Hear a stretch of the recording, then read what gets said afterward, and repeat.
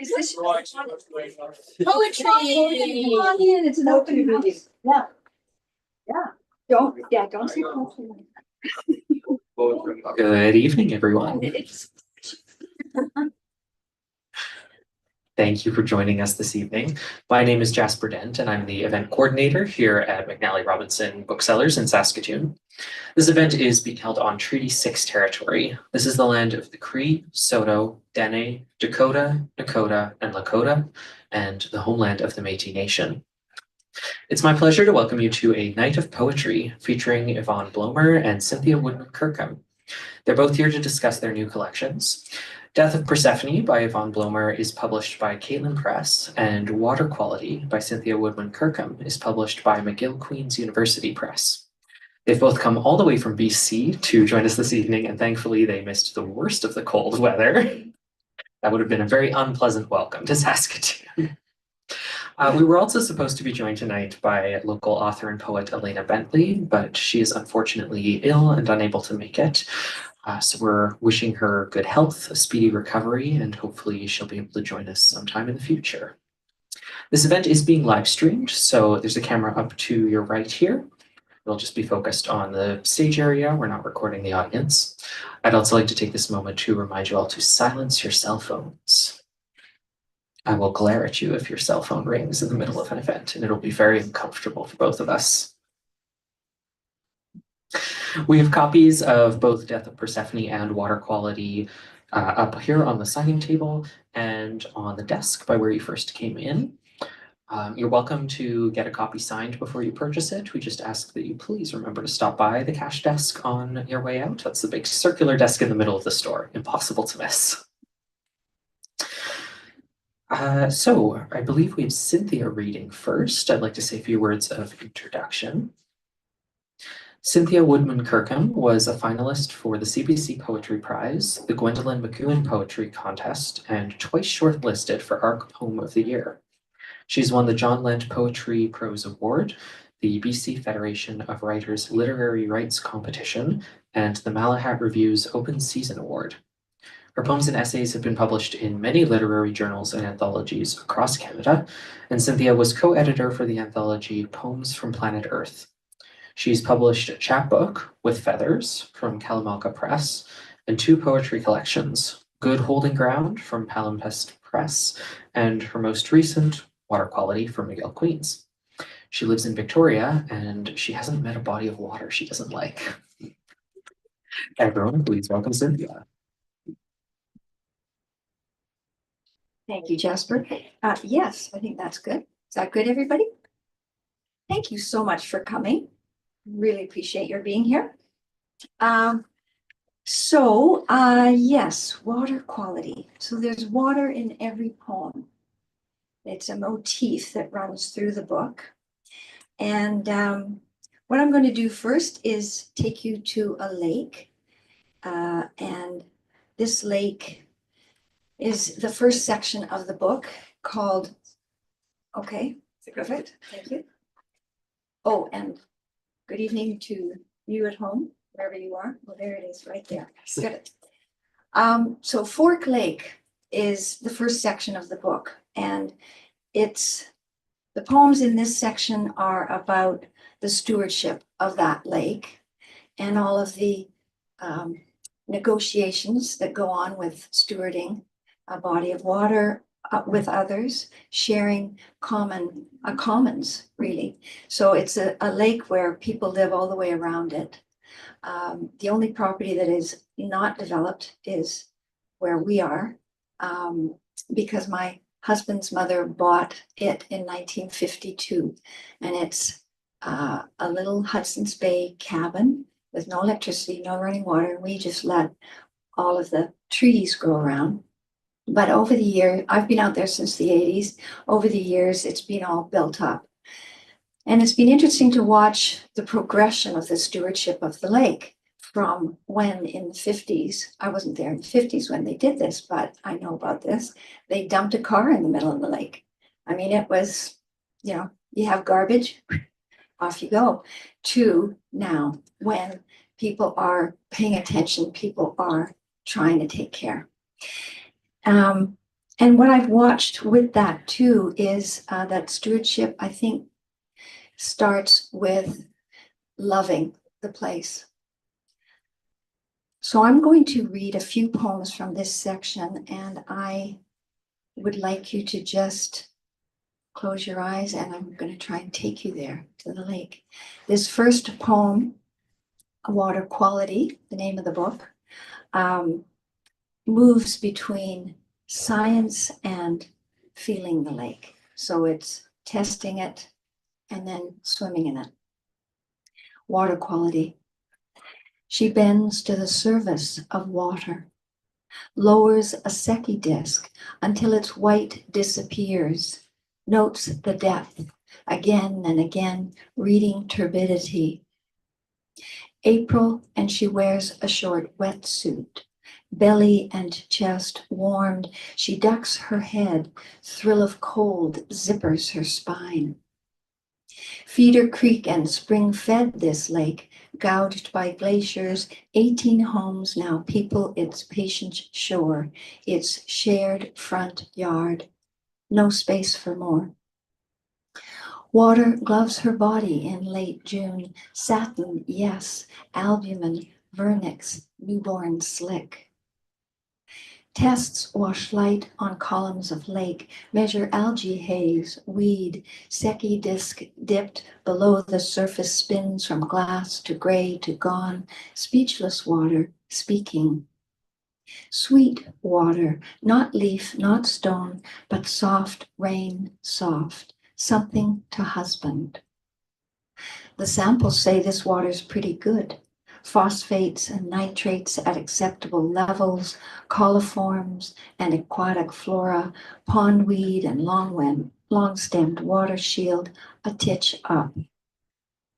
July dusk, and spent midges fleck the top inch. Breaststroke is parting curtains of small beads. Suckled on lead of city taps, some friends won't swim.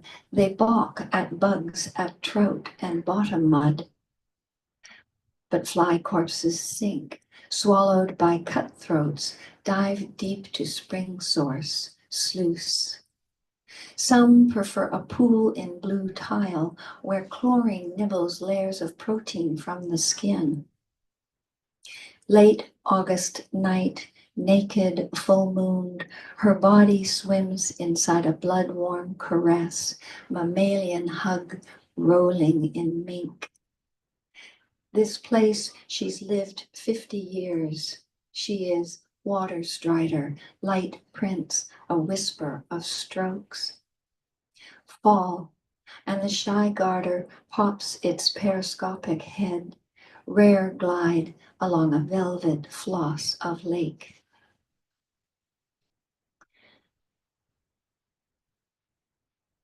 When you are stewarding, you go between the idea of being a gardener or a guardian.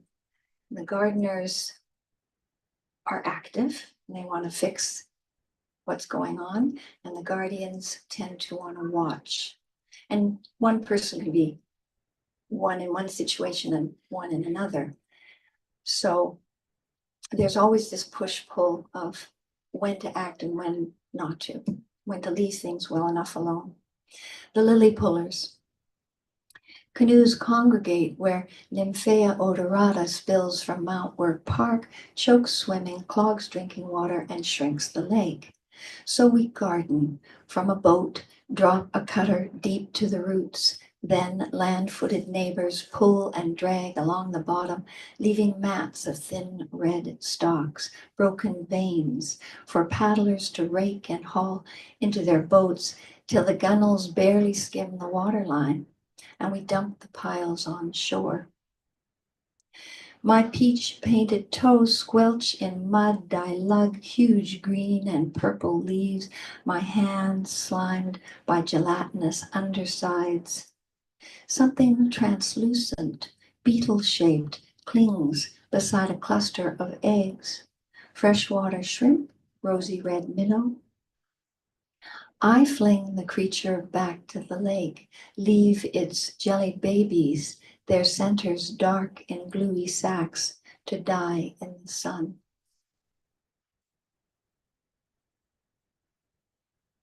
Wedding. August evening, getting ready for a summer shindig, and the lake never disappoints, sparkles under a hot blue canopy. Lake spring-fed by snowmelt from Olympic mountains, tunneling under sea weight of Juan de Fuca Strait, fingers reaching for someone in the dark. Neighbors hose a patio, their flow drawn from the lake, clear underbrush, and talk in the giddy tones of newlyweds. Lake filling with winter freshets, with rain draining through seasonal creeks and fissures, evaporating, then filling again. All the water we'll ever have is here. A breeze lifts the shoreline's cedared veil, ruffles the water's sateen sheen, murky glows of bright and shadow, promises till death do us part.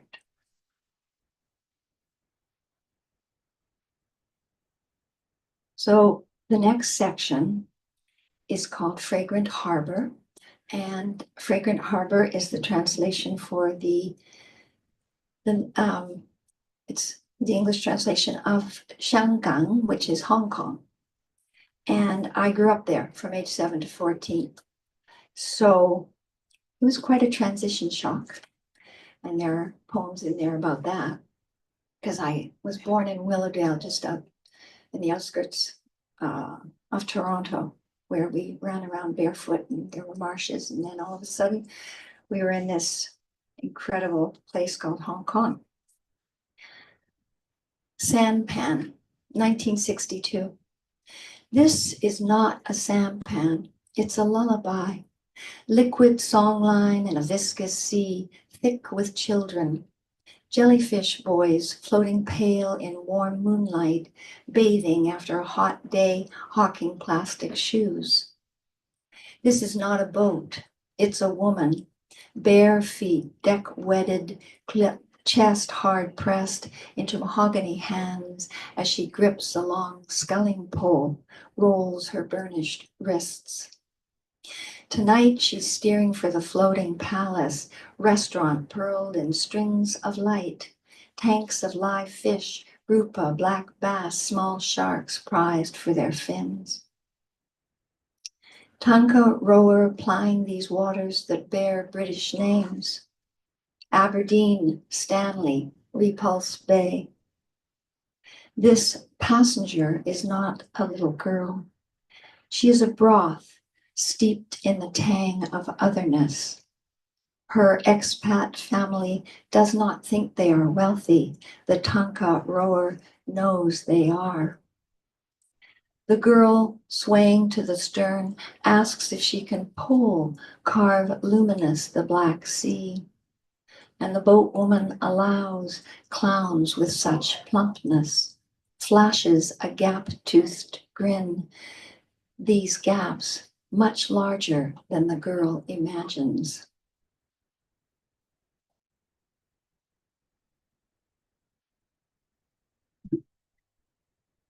Diamond Water Paradox.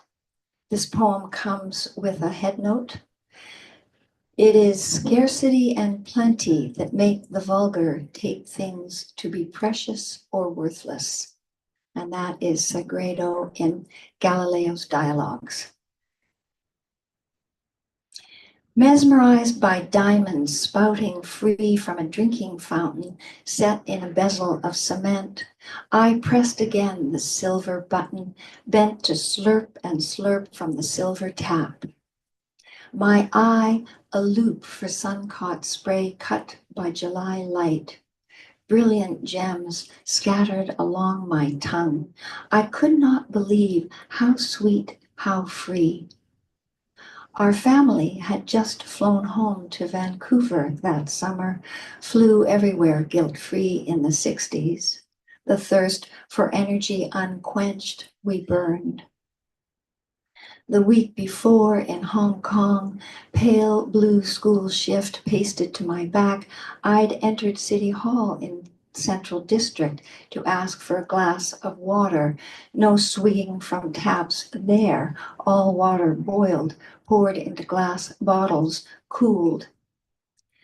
The woman at the refreshment counter demanded 5 cents. Money for water?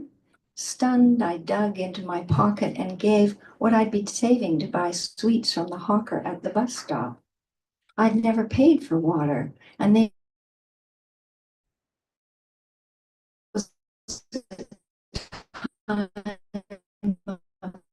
drought.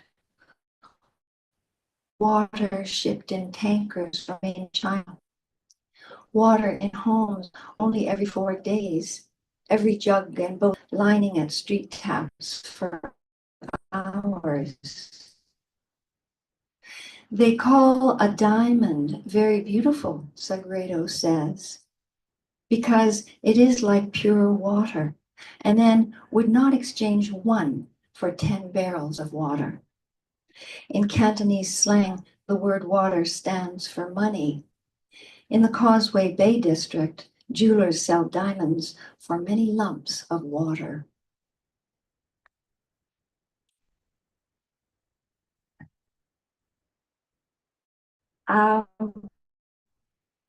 This next poem, I'm going to invite Yvonne Blomer to come and join me.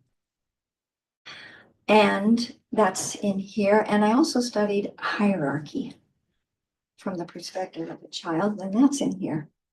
Okay, so you have yours. Yeah. Away you go. You're starting. Oh, I did not say the title. Master and Man. I'll be the master. Cherry silk, the master.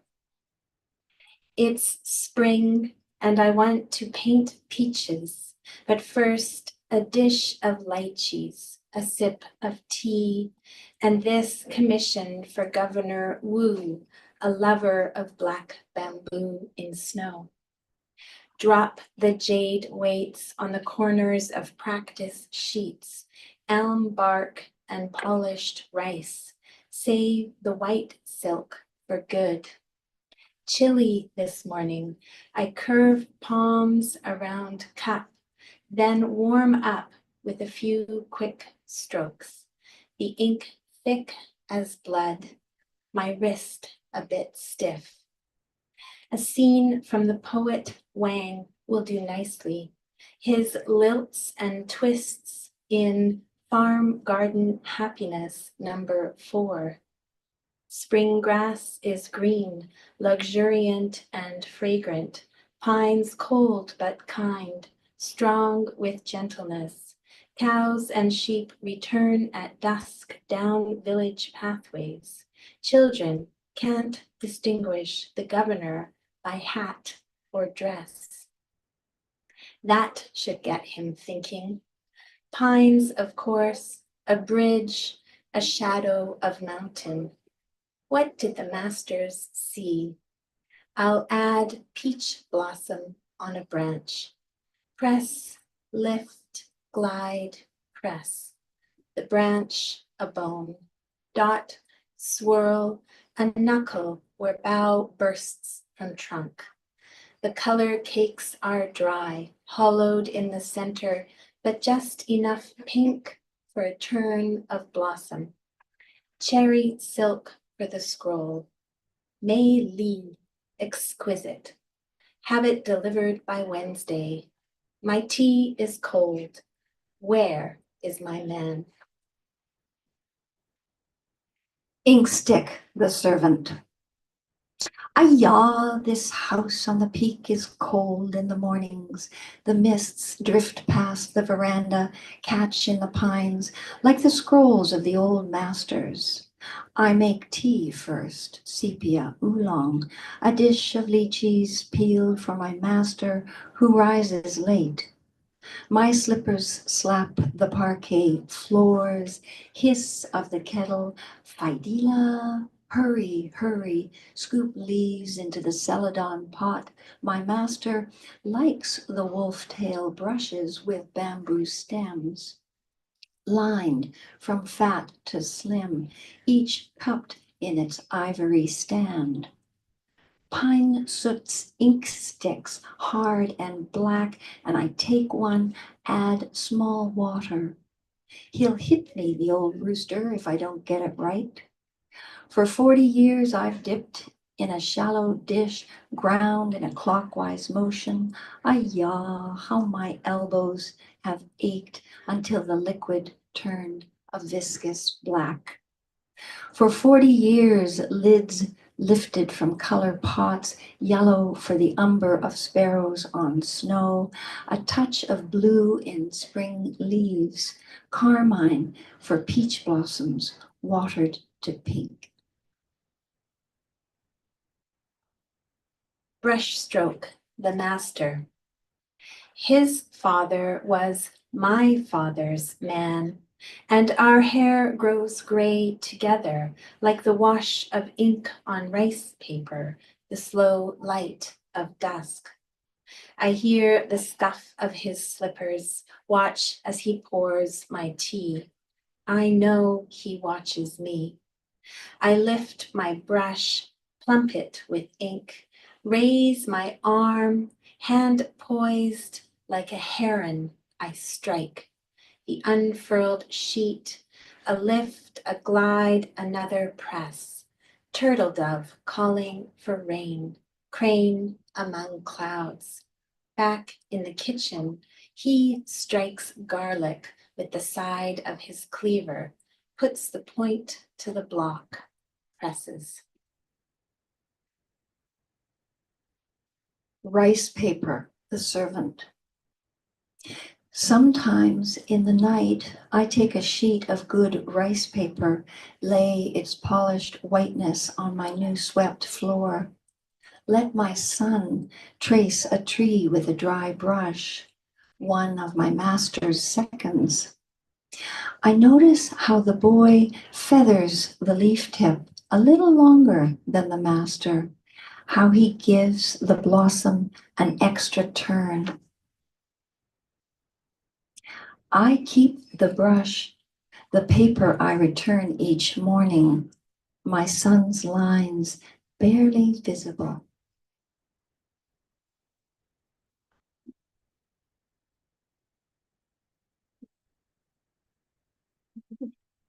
So this next poem is from the third section of the book entitled Gene Pool. And it's about family and all of those water in the shape of family. There you go.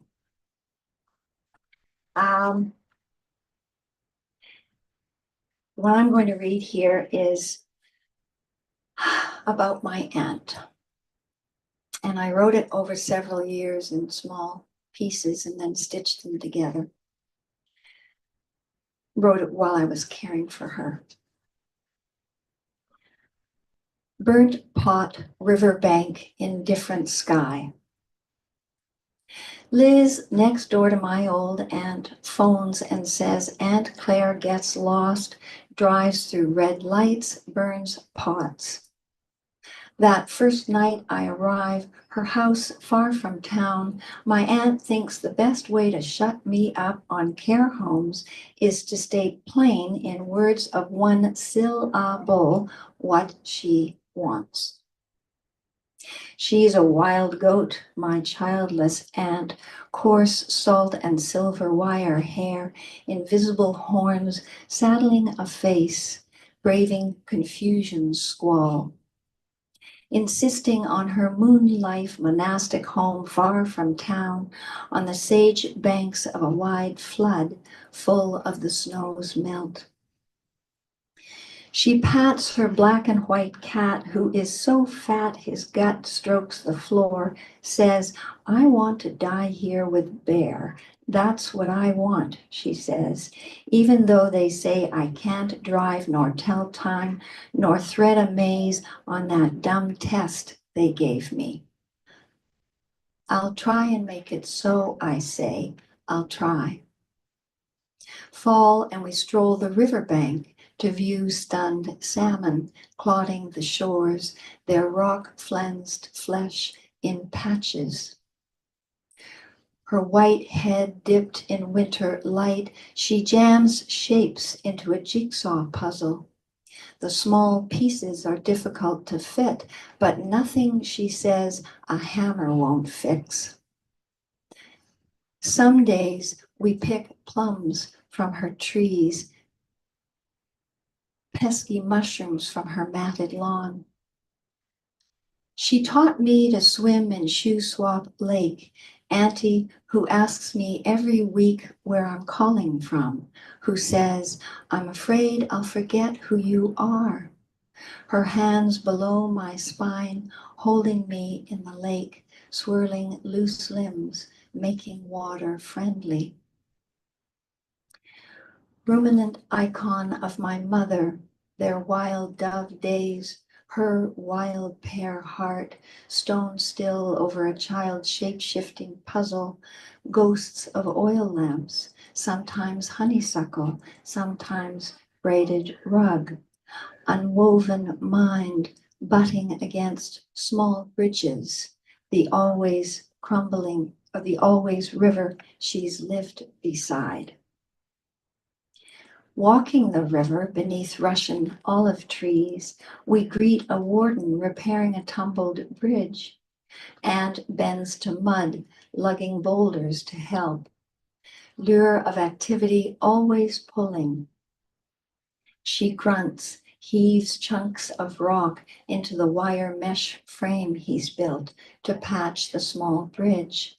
My skeletal aunt deep knees another stone into the scaffold, absurd hold against an always crumbling bank. I'm afraid I'll forget who you are, she says. But we won't forget you, I reply. Where do you live, she asks, and I tell her, ask about the birds she feeds with suet. You live in the moment, I say. You're becoming a Buddhist. Yeah, she laughs, that's it. Her run not yet up, she scorns the bleach bones of depleted salmon, and I wonder, why not, mud-caked and struggling, die hefting your fateful boulder toward an indifferent sky? Where are you calling from? And every time the answer is the same, from far away, from further away. Each time I call, as she sinks deeper and deeper, and I have no hands to hold her. The name of her dead husband, my name, fallen plums.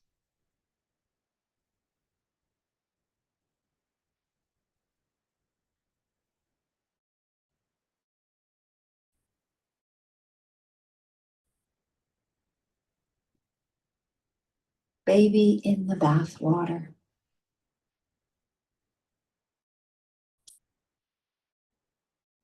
Fizzle and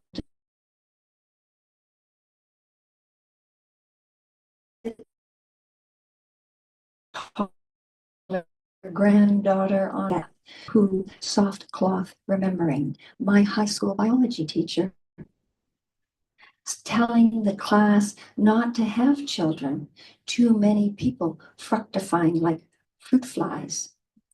Malthus sounding the death knell, then Silent Spring, too many chemicals. How could you, someone asked of my pregnancy, the early 80s so futureless, my body swelling under flowered prints. I'd chosen life. Look how she folds her body into mine, eggshell human, albumin running from her nose, disease vector, heart swooper, freighted with who we are, want to be. How we waited for her to arrive from the long night moon in a waxing crescent. Now, squeeze the yellow ducky, her accordion laugh, dissuade her gulps of sudsy city water, not worried about the suds. Fill a pink cup to stream over fine hair, slope of new shoulders, her two belly pleats, and I spills, strong-fisted, thwacking delight of displacement and drench. Some say we are a tribe of the land sick, lost, floating at the end of the world. Still, we have peekaboo with the yellow cloth, and this afternoon's monarch, its milkweed wings dipping in a river of white roses. Her own flight of discovery, and now, after the bath, wrapped in thick flannel, her eyes drift closed, confident in the coming of.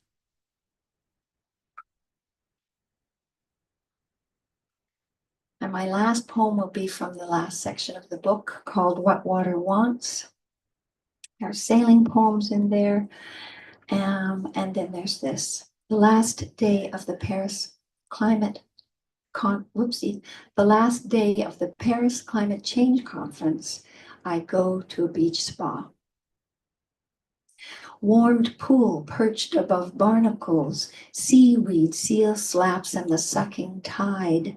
Clouds like bleached towels dropped on a blue tile sky. We soak outside in heated salts, while December's metal sun frosts the rising vapor. A woman with kelp brown hair glides by, a florid man bobs. We dip from steam to bubbly tub to mineral pool, lounge on submerged ledges, like empty jackets on conference chairbacks. We melt to puddles while an engine in the hotel basement pumps and pumps, and who deserves this? Who doesn't want it? Thank you very much.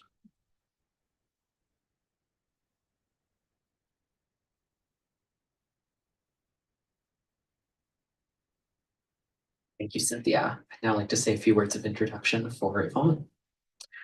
Death of Persephone, a Murder is Yvonne Blomer's sixth book of poems, a mystery based on the Persephone myth, the noir mystery genre, and the ongoing violence to girls and women.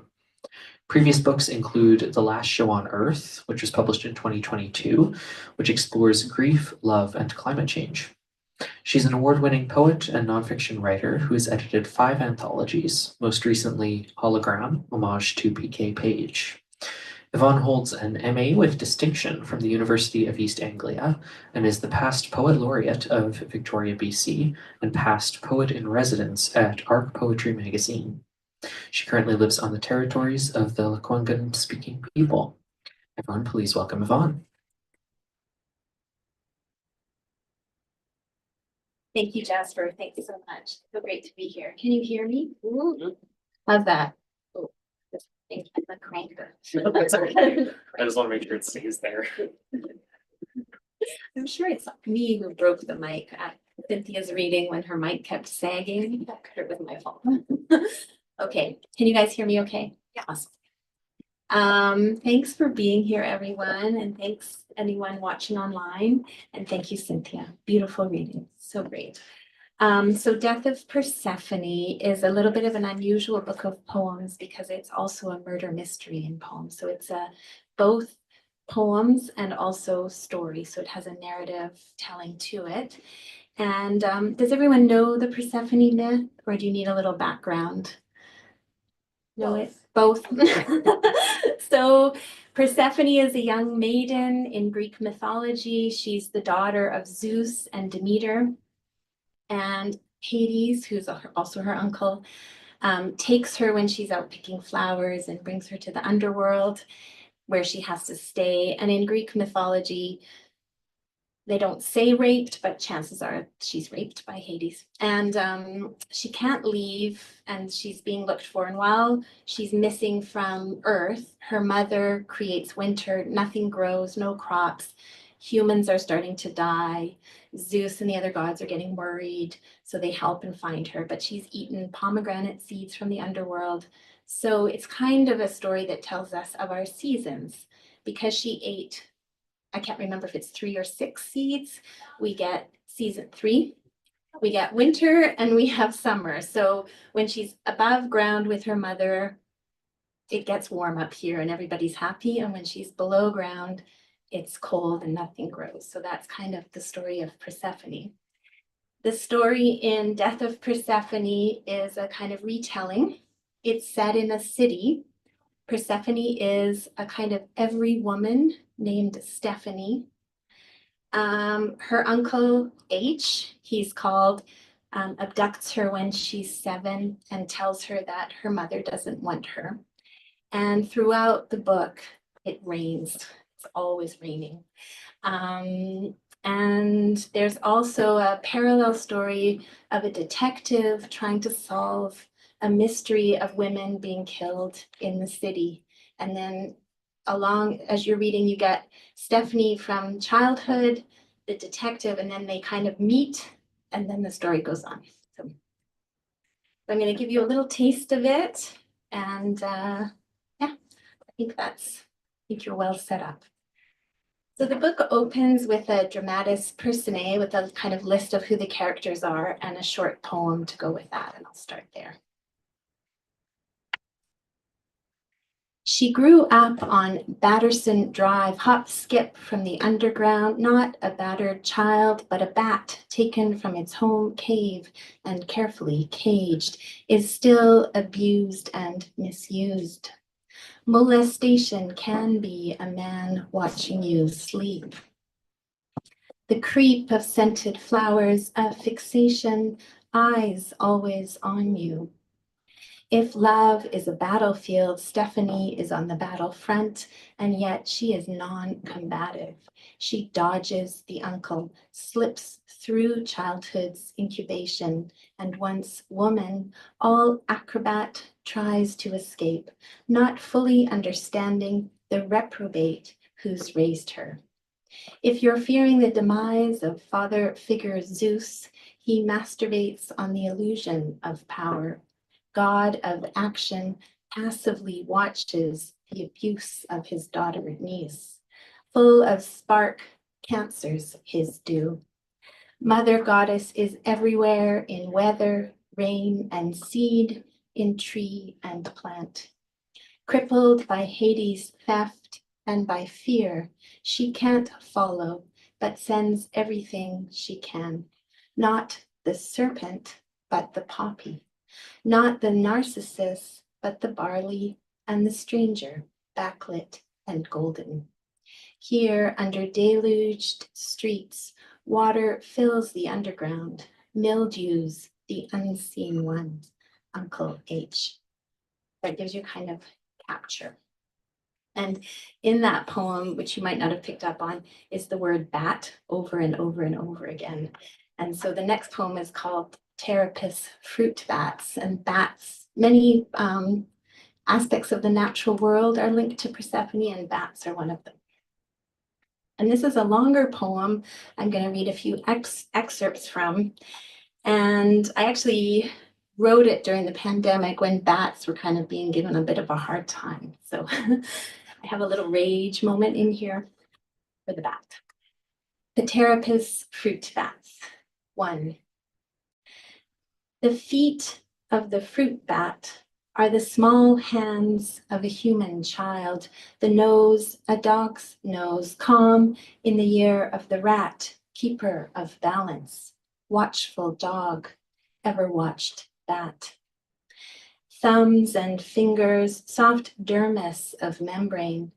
Can the elongated hands of the bat be attentive? Can the wingspan? Blame the bat when humans falter. Blame the wolf or fox when chicks get eaten, while farmers' fences encroach into wilder spaces. Blame the girl, her uncle's obsession. 2. Screws, secateurs, twine, and stakes, cages for birds or bats, a girl perhaps, such honeyed wood, wooden slats, rope, headlamps, spelunk deep into the earth, peek up, crepuscular fruit bats, sweet sleeping breath, quiet hunger. Above, 3, above on the meadow where asphodel and daisies grow, a girl in a floral dress braids a chain. Below, where the roots and bulbs of narcissus burrow, the small feet of bats cling, and from water beads on the trichomes of these underground appendages, the fruit bat quenches its thirst. 4. Did you call her Batgirl? Did her uncle wear a bad guy mask? Did he offer her fruit and batty? She ate it. Blind, did she bat her eyes at him? 7. O bat, O maiden child, O myth makers and storytellers, look what we've done. Demonized the bat, harvested it, mummified it, sold it online, stressed, starved, caged, poisoned it, frozen it in vampire tales, loss, lose, lumbering. 8. Roosting one, flying fox, insect eater. We've broken the watersheds. We've lit up the caves like devils with our plastic horns. We've let the girl get taken again and again. We've marked her grave with pale, nocturnal, bleat and krill, keening bats. So the first, that's kind of the opening poems, and the first chapter is from Detective Boka's perspective. And the detective's kind of thread are all told in linked sonnets, and it's very kind of detective novel-y, so here we go. Pardon any violence to women that happens in these poems. Case notes, D.I. Boka, number 1. Time after time they're called, from beats patrol to drive time response, the sirens call to order. Chaos drawn toward death, a spider to a corner. He seizes back control, tries to, through evidence, hard-lined questions asked. Tonight, rain, the roads washed, everlasting damp, beauty slaughtered. Another young woman, brunette, blonde, redhead, shoe missing, night rain-soaked, a stale cigarette. Cuts on her palms, bruised neck. Had she some foreknowledge? Had he? Time and the body slipping, a clock winding down.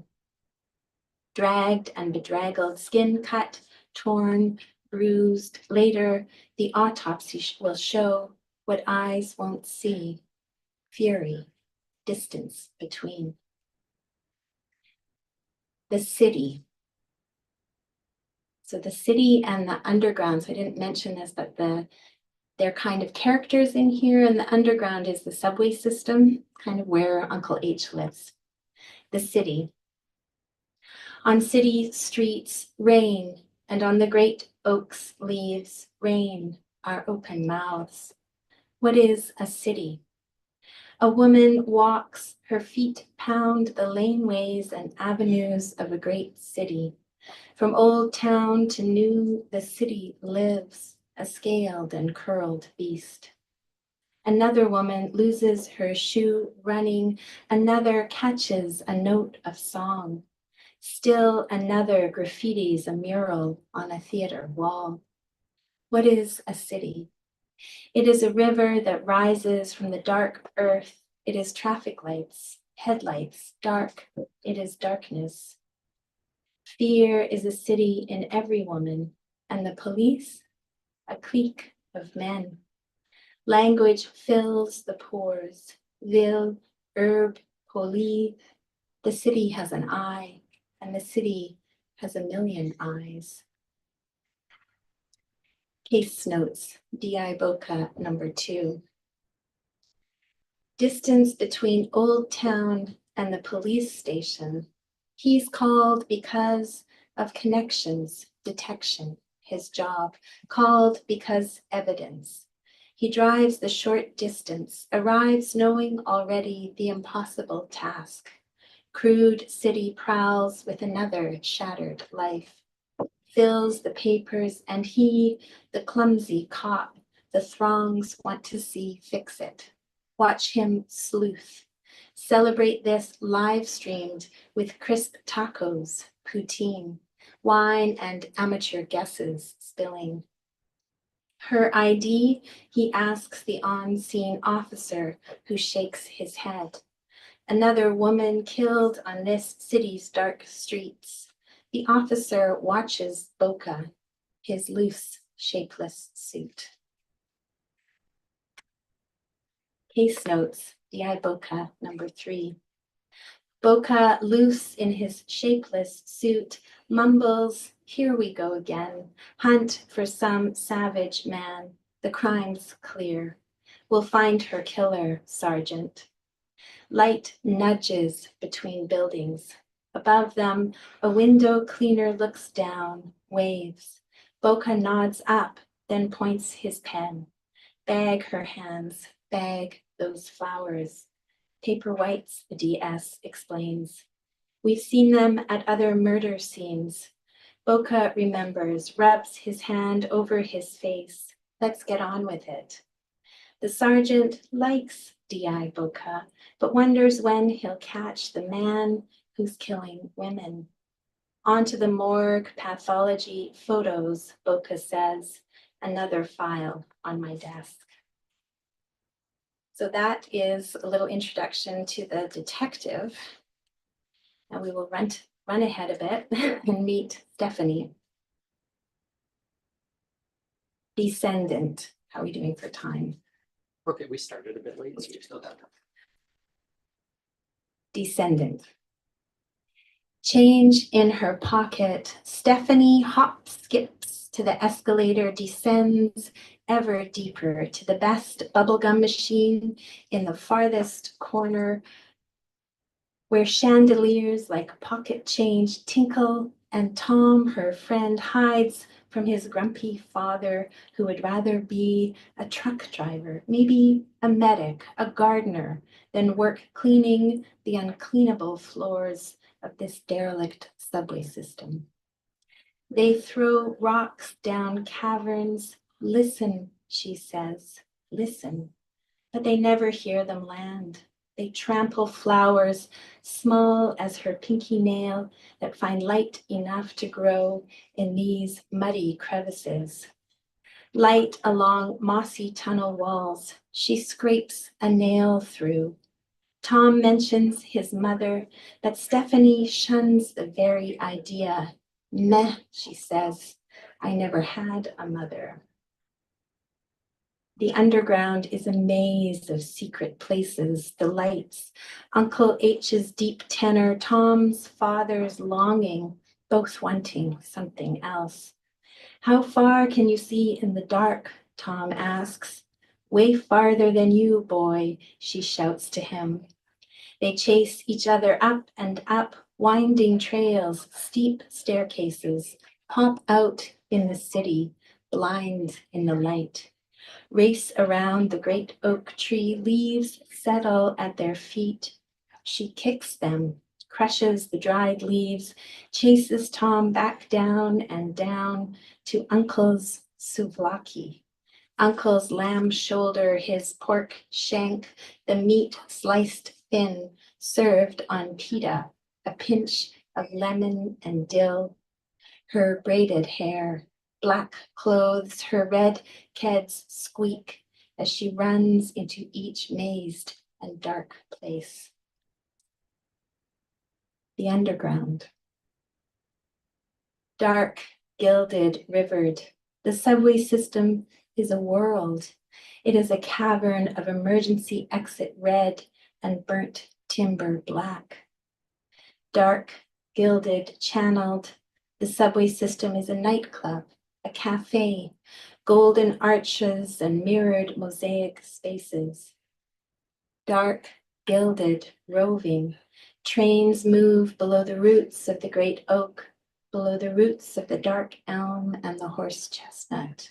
A world moves, riven. Dark, gilded, corridored, trains are coursers in the veins of iron ore, trace minerals, rare earths.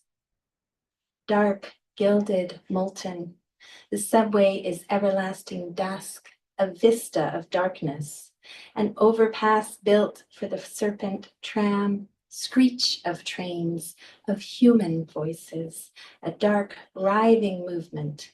The subway is commerce and trade, bodies and goods, named and unnamed.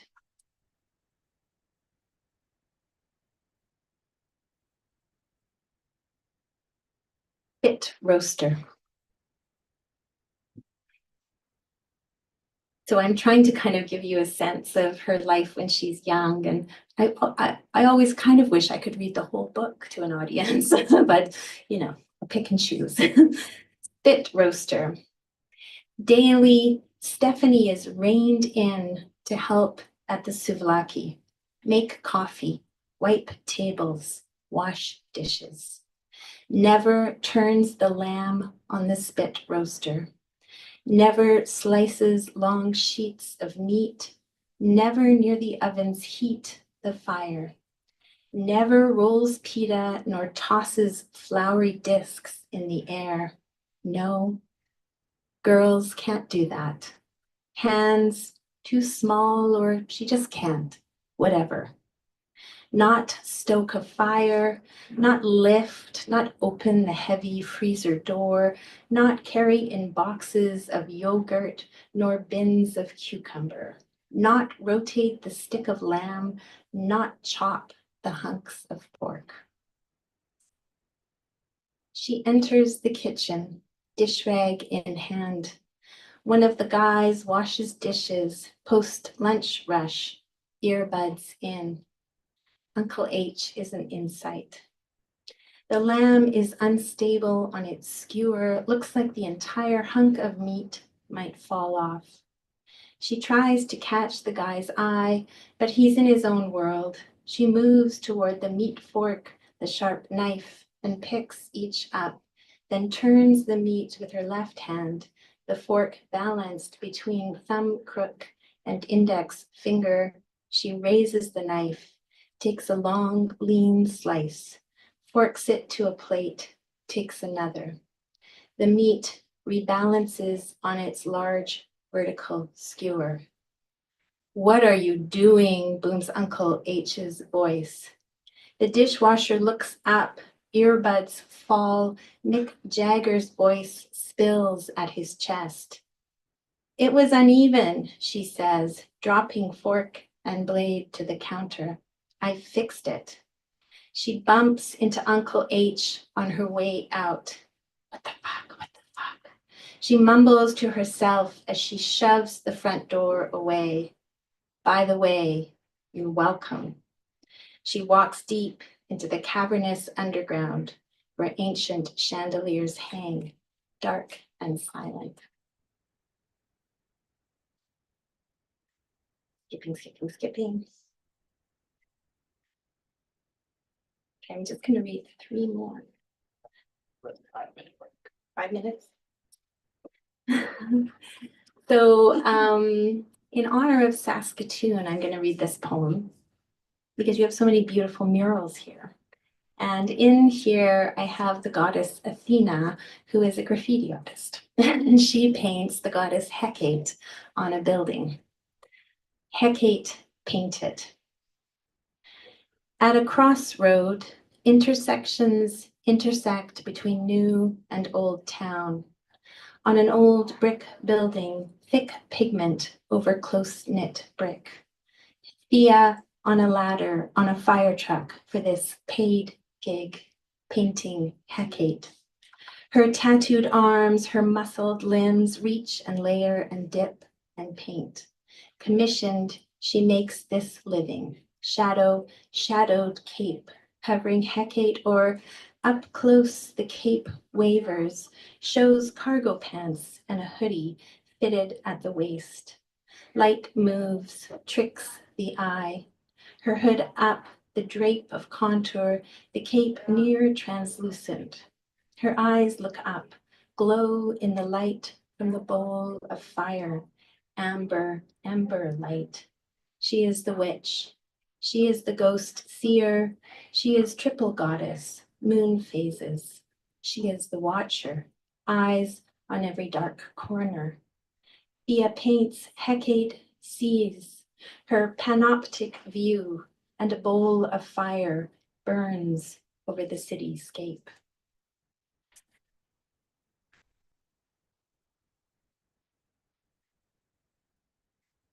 Hard to go too far in because it gives things away, but I'm being careful.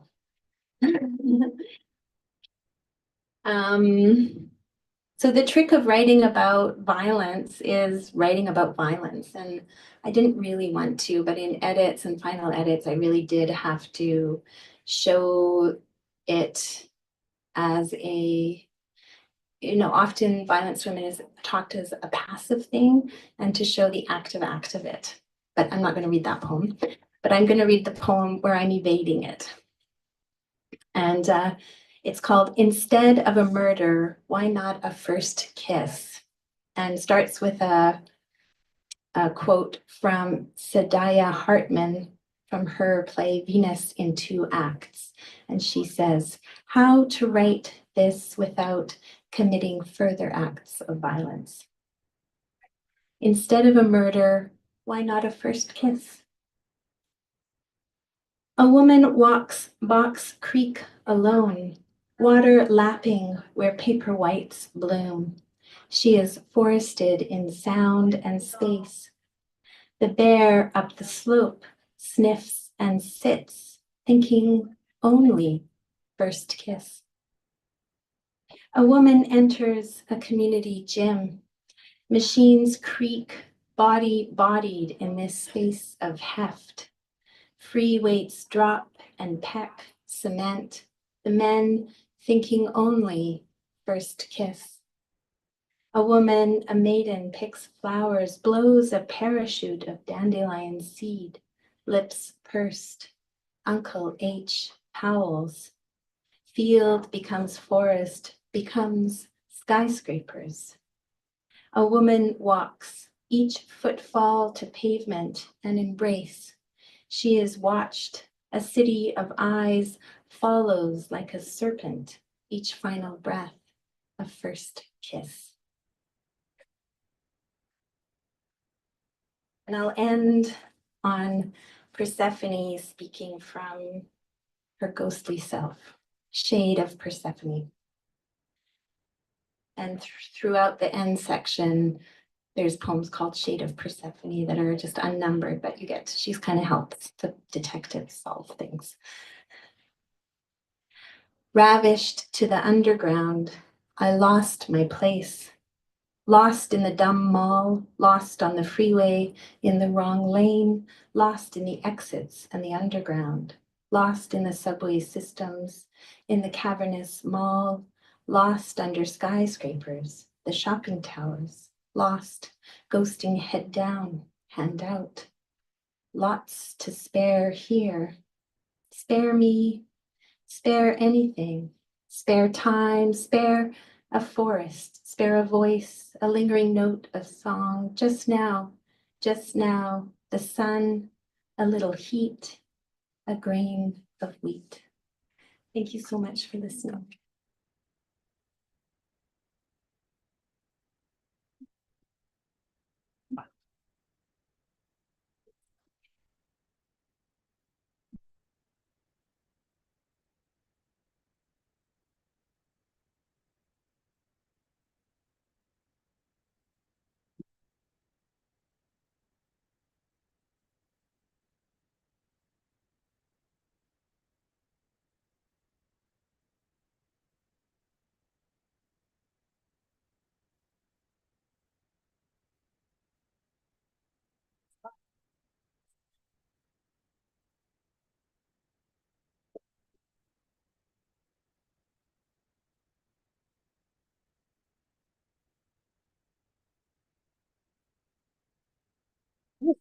apparently we have a question period. So if anyone has a question, please add a period at the end of it. Sorry, that was a very bad punctuation joke. Does anyone have a question for either Yvonne or myself? I have a question for you. Hang on. Oh, no, wait, no. I have a question. Yay, I'll question. I'll just move closer to ask it. Yeah, we can all move up if you guys want to. Let it get a little more intimate. No, okay. So the first question I have is for you. Listening to you read, I was thinking of, because I've heard it said that it's often easier to write about a place once you're no longer there. So Natalie Goldberg, who wrote Writing Down the Bones, she talked about Ernest Hemingway, who wrote about Paris, A Movable Feast, while he was back at home in Idaho. And so your book, you're writing about a place that it sounds like you're familiar with, like Fork Lake. Fork Lake, yeah. And then you're also writing about a place that you were in Hong Kong for 7 years. Right. So I'm curious about whether it was easier or harder or same or different writing about those places, away and close. Wow, great question. Something I've never thought about. I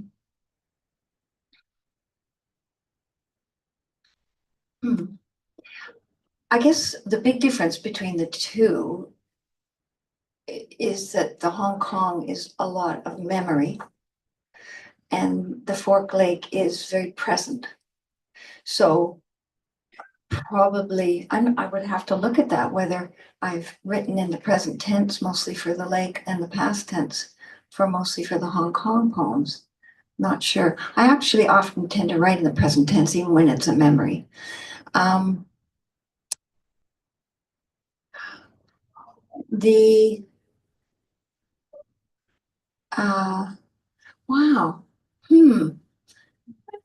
About that. I think they were similar. I don't feel like there was a tremendous difference, except that I felt freer writing about Hong Kong than I did about the lake, because the lake, the people are all still there. And some of the poems talk about the controversies between neighbors. And I had to ask permission on one poem in particular of someone, whether or not he felt okay for me to write that.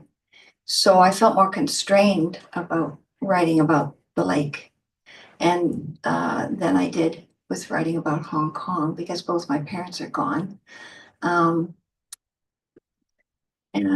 my sister doesn't read my books, so I'm okay there. Thank God for family that. Yeah, really. Poetry? Yeah. So I loved working on something from far away. I have to say, too, the memory of something. But yeah, I'm going to probably come up with a better answer tomorrow. So give me your email and I'll. I would love that. And Yeah. sort of a second part to that. Do you notice in yourself, have you noticed a difference in your language choices while you're talking about those two places? Like in Fork Lake, to me as a listener, a reader, it sounded like there was more language about the lake. Right. And then with Hong Kong, it seemed smaller, more precise. I write haiku, so I was very attuned to your imagery of when you're talking about the ruined plums, the falling of your act, and there was this imagery and this sense of it in the poem with the word choices. It seemed less or more contained, whereas the Fork Lake, the water seemed more luscious and more descriptive. Oh, so interesting. Yeah. Did you notice that about good yourself? Listener. I think the Hong Kong poems are more narrative. And so that tends to be a bit less lush in terms of language. And more metaphoric, or what, the Hong Kong? Yeah. Yeah, and I mean, I'm so in love with the water out in that lake that I think, I just, what is that feeling? I kind of do a lot of that out there. What is the quality of that water? So, whereas with the Hong Kong poems, it's more memory, narrative story. Um, so I think less linguistically dense. Yeah. Huh. Thank you. Beautiful questions. So I actually have a question for Yvonne. Yeah. Of all the things to take 15 years to write about, why, like, what is it about the mythology of Persephone and Demeter? Like, what is it that held you, started you thinking about it, wanting to write about it, and then really holding you for 15 years to complete the project? Yeah, it's a good question. I think part of it was I had an argument with the original myth that I needed to work through about Persephone becoming this kind of queen of the this sexualized queen of the underworld when she's actually, someone who's taken. So I had an argument with that. I also I write a lot about climate change, and I think Persephone gives you and Demeter give you a good opportunity to really sink into violence to women as a furthering of violence to climate or violence to planet. So I think those two things were driving forces. Yeah. And to see if I could write a mystery in poems, I think was also the detective kind of like, Stephanie's a very compelling character, so she's starting to live in me, which as a poet is not a common occurrence because you don't usually create characters. And then the detective, I was having so much fun writing these linked sonnets. So yeah. And does the sort of the character of Narcissus play throughout? Because you talk a lot about paperweights, which are Narcissus, right? Right. Paperweights, it's like yeah, real term for them. Do you, like, aside from the other sort of well-known Greek mythological characters, Hecate or Hecate and Athena, like, did you really wanted to bring in all the other Greek players and Greek notions? right. So Blocky? the Narcissus, the paperweights go with Hades and with Persephone, and the snake goes with Hades. So throughout the book, there's a graffiti artist marking the places where women are killed with this snake and a paperweight. And so that's kind of a recurring image throughout, and that's to link it to Hades. I also have Helios, who was, well, if you read Stephen Fry's book on mythology, Stephen Fry kind of describes Helios as this kind of airhead. Oh yeah, I saw her get taken. Nobody asked me though, so right. Whereas I give him a lot more credit in here. Yeah. So I don't pull all the gods in, but I did do a lot of research. So there's a lot of imagery throughout that is directly linked to either Hades or Persephone or Demeter. Thanks. Any other questions? We're actually gonna have to close it out. Yeah. Thank you, everyone, Thank so you. much. Yeah, thank you so much for coming and being here.